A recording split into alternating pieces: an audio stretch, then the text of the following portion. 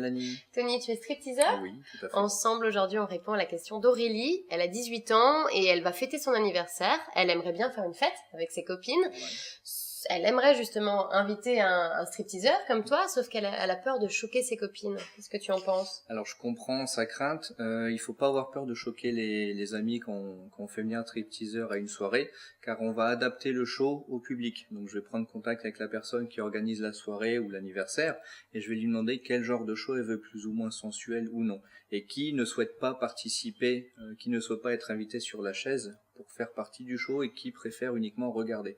Et donc on ne va pas choquer les personnes qui veulent rester à l'écart, qui veulent juste regarder. Principalement c'est entre 20 et 40 ans je dirais, Ouais.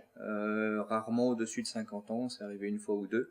Et 18-20 ans, ça commence parce qu'elles s'aperçoivent de plus en plus que c'est pas mal vu, que c'est pas vulgaire et que c'est bien fait, donc que ça reste un spectacle. Donc elles ont moins la crainte de nous faire venir parce qu'on est plus vieux qu'elles, par exemple. Il n'y aura pas de... Et vous souffrez de cet a priori-là, du fait que...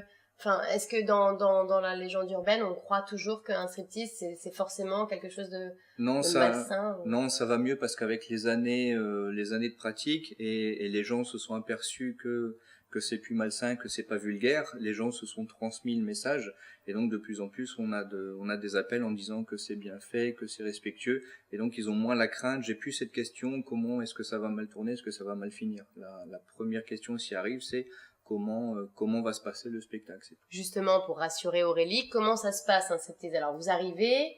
Alors on arrive soit déjà en tenue, soit dans une pièce où on peut se préparer. Oui.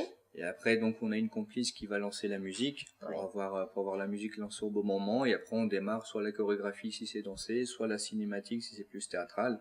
Et après, on va chercher si la victime sur la chaise est déjà désignée, un anniversaire ou un enterrement de vie de jeune fille, elle est déjà désignée, on va la chercher elle directement.